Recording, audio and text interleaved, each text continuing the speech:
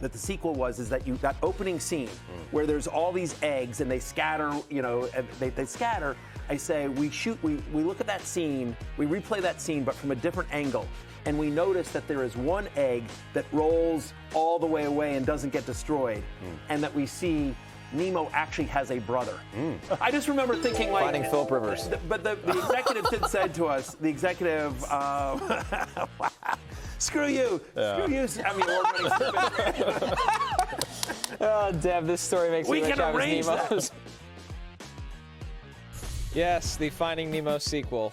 I think I finally understand why Crocodile Dundee in Los Angeles is no good. Yeah, it all makes sense now. Like, what the hell was going on in that? Like... Here's the regular power rankings for Week 15, where Stupid Deb is just an honorable mention somehow. I voted for him to be number 1 after that comment. Jonathan Medici, though, a very deserving holder of the top spot. Valiant Vincent, Raise the Flags, Aloha Brick, Stuntman Chuck, Neck Brace Nation, Lawrence. Big fan of yours.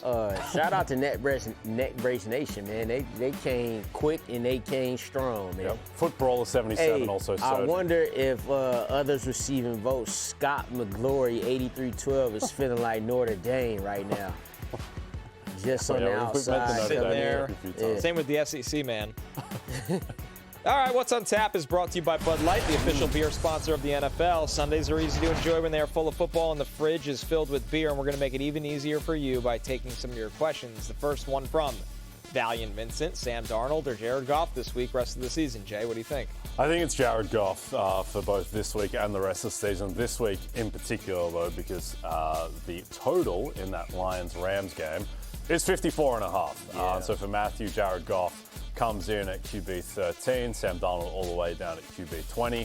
Not necessarily a reflection on Sam Darnold's talent, but just the fact that he is a 14-point favorite now in a game where he's not expected to throw. And we've just seen these games where when the Seahawks blow teams out, Sam Darnold often has, 20 pass attempts, and unless he hits a bomb, there's been a game where Sam Darnold had 135 passing yards and they won 42-21. That Cardinals game, I think he threw the ball like 11 times. Yeah, they didn't have to throw. On the Lions and Rams side of it, though, you like the game environment. Jay, you mentioned the 54.5 over-under. That's tied for the highest of the season. It's by far the highest over-under of this week here. Lions got a hell of a lot more to play for right now as they're fighting for their playoff lives here against the best team in the NFL in the Rams. So I'm going to go with Goff as well. The other thing, too, with Darnold, so he's got this game where he's a 14-point favorite against the Colts. In a couple of weeks, he plays the Panthers, where they'll be a big favorite there. And then the one game where he may actually need to throw, and it might be a shootout,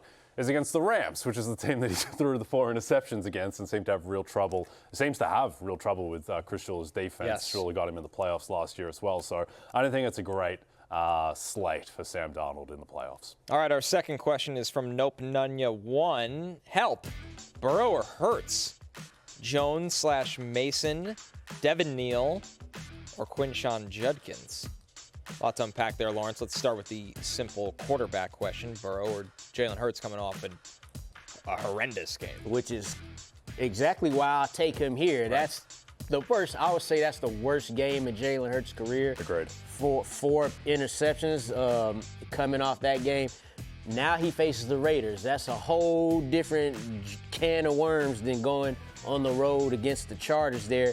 You look at Joe Burrow again. He's going up against these Ravens with no T. Higgins. Now, Joe Burrow started off slow in that Ravens game a couple of weeks ago, but he picked it up and looked like Joe Burrow the second half. But that Bills game, some of those turnovers just doesn't look like Joe Burrow. And then when it comes down to it, I'm just going with the quarterback who's already coming off of he's not going to be worse than that. Then you got the better matchup. You're going against a team that's starting Kenny Pickett, so your offense is going to have more opportunities. So I'm going to go with Jalen Hurts over Joe Burrow this week. Yep, I agree there. I think, look, the actual outcome in his performance is diabolical. Hurts against the Chargers. But I thought some of the process elements were good fantasy-wise in terms of the fact that there were more design runs for Jalen Hurts. He was actually running the ball a little bit. There were gaps for Saquon Barkley to run as well. Just the offense, there were elements that you like, and I think you like as well that A.J. Brown continues to show that, he has made huge strides from where he was at the start of the season.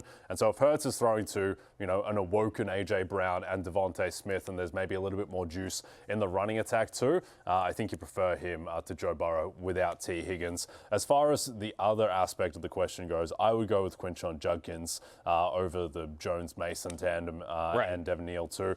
Judkins is rushing prop set at 70.5. He has a good chance of getting in the end zone.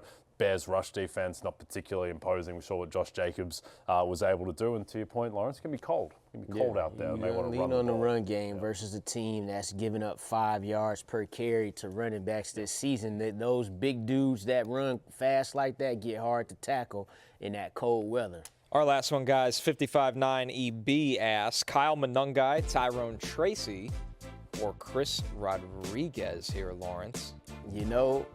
Love me some Kyle Monungai, how he run that ball. The thing is, not much of a pass catcher in that Bears offense, but Tyrone Tracy is when he plays for the Giants, and he's got 20-plus touches in each of his last 2 healthy games. That was in Week 11 and in Week 12. Now, expect Devin Singletary to get those double-digit carries, but should be plenty enough to go around for both Giants running backs to get those touches in PPR. Obviously, Tyrone Tracy get you 4 to 6 catches. That's why I give him the edge over the others. You agree, Jay? Yeah, I think so. Just Monungai, you worry about the matchup against Cleveland. I understand that the Bears are, more than touchdown favorites in that game, but unless they're going up against Tony Pollard, the Browns have been just about the best rush defense in the NFL. Yeah, so what happened with that? I don't know. I just think they were just at the races. It felt like a very one-off outlier game. Yeah, we'll see if that changes, but it's very odd. They'll bounce back. The positive case for Monungai would be that maybe this Bears rushing attack is just so good that it almost doesn't matter who their opponent Kyle was. Monungai is not falling backwards when he get tackled. Always falling forward. That's what you love. That's what he brings to that offense. Yep. But ultimately, I would go Tyrone Tracy as well. The most favorable matchup. That'll do it for What's on Tap, presented by Bud Light. Easy to drink, easy to enjoy. But we do have a very important bonus question from the Major Slick. Hey, what happened? Why isn't the show on Spotify anymore? I like when a question starts with, hey, what happened? What happened, man? Why isn't the show on Spotify anymore? For all our regulars out there who listen to the show on Spotify, first off, thank you. We're aware of the recent episodes not being available. We're working on getting that fixed. In the meantime, you can listen to us on Apple or any other major podcast platforms. And, of course, don't forget we're live on YouTube every weekday at noon Eastern and on Peacock at 5 p.m. And even if you missed the show live on YouTube, you could always go back and watch the show again at your best convenience on YouTube. So stick with us. We'll get back to those that are in the routine of listening on Spotify. We'll get that fixed. But for now, just stick with us and use a different platform. Hey, it's Matthew Berry from NBCSports.com and RotoWorld.com. And I want to thank you so much for watching whatever it is you just watched. Or if nothing else, being too lazy to click out of the autoplay after this video started, after whatever it is you actually wanted to watch finished. But now that you're here, I'd like to take a moment here to ask you respectfully now, okay? I'm asking you respectfully to subscribe to the NFL on NBC YouTube channel. You'll get the latest RotoWorld fantasy news headlines, all sorts of great shows, including my own Fantasy Football Happy Hour. So go subscribe now. Again, I'm asking respectfully.